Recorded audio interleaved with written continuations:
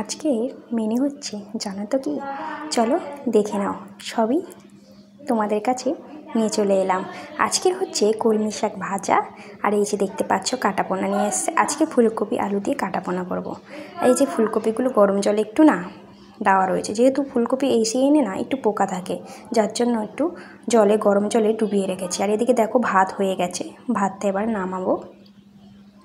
ভাতটা নামিয়ে হচ্ছে এই যে নামিয়েই নিয়েছি, হচ্ছে কি নামিয়েই নেওয়া হয়ে গেছে। এখন ভাজবো কলমি শাক। তার জন্য শুকনো লঙ্কা যেহেতু দিইনি, একটু দুটো কাঁচা লঙ্কা একটু শুকিয়ে গেছিলো, ওইগুলো একটু পেঁয়াজ দিয়ে আর ভালো করে একটু ভেজে নিচ্ছি। যেহেতু রসুন দিচ্ছি না, তার জন্য একটু পেঁয়াজ দিলাম, দিয়ে একটু কলমি শাকগুলো ভেজে নেবো। নিয়ে তারপর মাছগুলো ভাজবো আর ফুলকপিটা একটু ভালো করে ভেজে নেব, নিয়ে মাছের ঝোল রেডি করব। তো আজকের হচ্ছে এই মেনু। তো সবাইকে বলি, তোমরা কেমন আছো? ভালো আছো তো? অবশ্যই ভালো থাকো, সুস্থ থাকো, সবাইকে ভালো রাখো, সবাইকে ভালোবাসা দিয়ে যেও। আর তোমরা তোমাদের পরিবার সবাই একসঙ্গে ভালোভাবে থাকো। তো চলো, এই যে বলতে বলতে তোমাদের সঙ্গে কথা বলতে বলতে রেডি করলাম শাক ভাজা। আর দেখো কড়াটা একটু না পুড়ে গেছে, কেন? যেহেতু শাক ভাজলেই না কড়াটা পুড়ে যায়। তো যাই হোক, কড়াটা ভালো করে পরিষ্কার করতে হবে। এদিকে শাক ভাজা তো হচ্ছে, আর এদিকে মাছগুলো নুন হলুদ মাখিয়ে নিচ্ছি। যেহেতু শাক ভাজার পরে মাছগুলো ভাজবো, তার জন্য একটু নুন হলুদ মাখিয়ে নিলাম। এবার নুন হলুদ মাখানোর পরে ফুলকপিটা ওদিকে ভাজা বসিয়ে দেবো। ফুলকপির মধ্যে না একটু হলুদ দিয়েছি, হালকা একটু নুন দিয়েছি, নাহলে সাদা ফ্যাঁস ফ্যাঁস করবে, যার জন্য ফুলকপিগুলো একটু হলুদ দিয়ে ভাজতে বসিয়ে দিয়েছি। তা ফুলকপি ভাজা হয়ে গেলেই মানে দেখবে অনেকটা কাজ এগিয়ে থাকবে।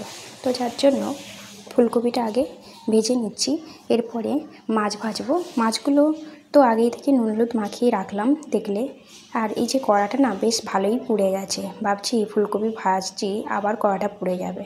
তারপরে হচ্ছে তোমার মাছ ভাজা হবে, মাছ ভাজার পরে আবার তরকারি রান্না হবে, তো কড়াটার যা হাল হবে।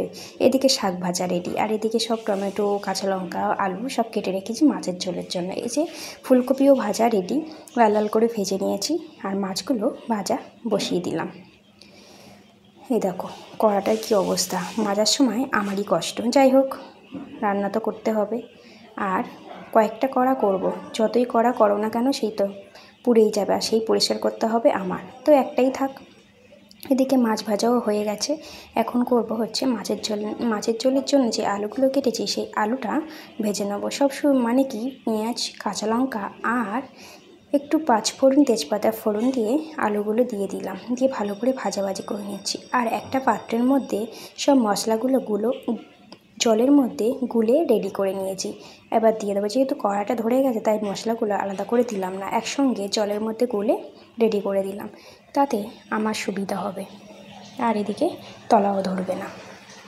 তো যাই হোক, এদিকে এই যে মশলাগুলো দিয়ে দিলাম, দিয়ে এবার ভালো করে কষবো। ভালো করে কষার পরে পরিমাণ মতো জল দেবো।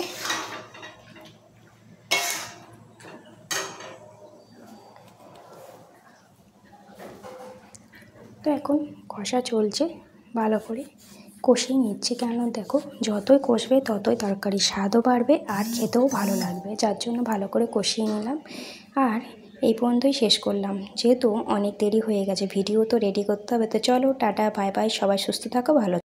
এই যে পুরোপুরি রেডি। এখন মাছের ঝোল ফুটছে, বেশ ভালোই লাগছে, টকবকিয়ে ফুটছে, আর কালারটা বেশ ভালো। আর এই যে রেডি করে নিয়ে চলে এলাম ভাত, আর এই যে শাক ভাজা, কলমি শাক, আর রয়েছে কালকের পান্তা। চলো টাটা।